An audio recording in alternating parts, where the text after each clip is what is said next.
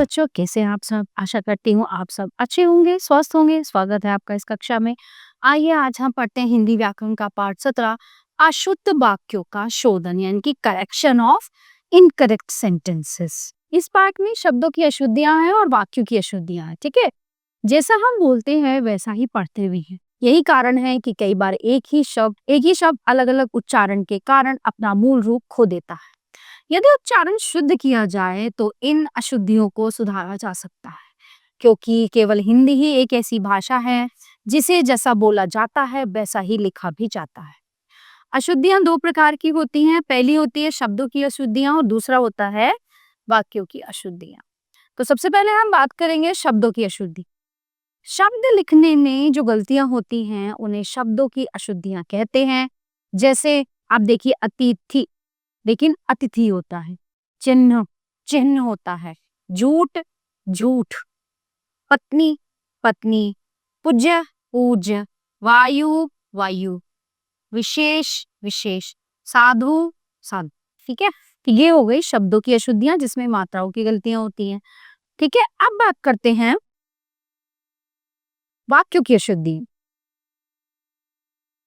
वाक्य भाषा की महत्वपूर्ण इकाई है, अतः वाक्य को बोलते व लिखते समय उसकी शुद्धता, स्पष्टता और सार्थकता का ध्यान रखना आवश्यक है। व्याकरण के नियमों की दृष्टि से वाक्य को शुद्ध होना चाहिए, अतः वाक्य को व्याकरण के नियमों के अनुसार शुद्ध करना ही अशुद्धि शोधन कहलाता है। वाक्यों में अनेक प्रकार की अशुद्धियां होती हैं, जिनमें से कुछ इस प्रकार हैं।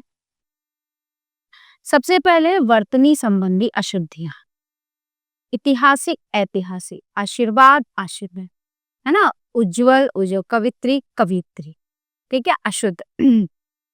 ऐतिहासिक ये शुद्ध है, आशीर्वाद ये भी शुद्ध है, उज्जवल ये भी शुद्ध है, कवित्री ये भी शुद्ध है। यानी कि इन सब में जो ये वाले शब्द हैं ये करेक्ट है, यानी कि शुद्ध है। शब्द अर्थ प्रयोग की अशुद्धि। कभी कभी वाक्यों में शब्दों का उनके अर्थों के आधार पर प्रयोग नहीं किया जाता है, अतः वह प्रयोग शुद्ध नहीं रहता। जैसे अशुद्ध रूप, मैं अपेक्षा करता हूं कि तुम ये काम कर लोगे। शुद्ध रूप क्या है इसका? मैं अपेक्षा करता हूं कि तुम ये काम कर लोगे। उपेक्षा करना मतलब उपेक्षा किसी की अनादर करना होता है। ठीक है, अपेक्षा मतलब मैं ये मानता हूं।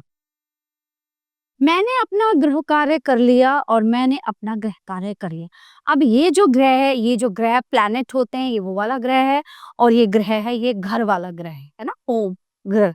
ठीक है, अब बात करते हैं लिंग संबंधी अशुद्धि। कभी कभी वाक्यों में लिंग संबंधी गलत प्रयोग किए जाते हैं। जैसे अशुद्ध रूप, यह दही मीठी है, यह दही मीठा है ना। कल मैंने नया पुस्तक खरीदा, नहीं, कल मैंने नई पुस्तक खरीदी। अब आते हैं हम वचन संबंधी अशुद्धियों पर। वाक्यों में वचन संबंधी गलत प्रयोग भी किए जाते हैं।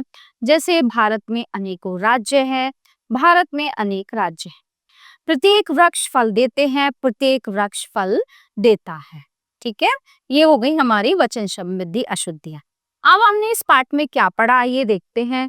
अशुद्ध उच्चारण तथा व्याकरण से सही ज्ञान के अभाव में सामान्य तौर पर अशुद्धियां हो जाती हैं। अशुद्धियां दो प्रकार की होती हैं, शब्दों की अशुद्धियां, वाक्यों की अशुद्धि। वाक्यों की अशुद्धियां लिंग संबंधी, वचन संबंधी तथा अन्य प्रकार की होती। प्यारे बच्चों, ये पाठ यहीं पे समाप्त होता है। आशा करती हूँ आपको अच्छे से समझ आया होगा। मिलते हैं अगली कक्षा में। धन्यवाद।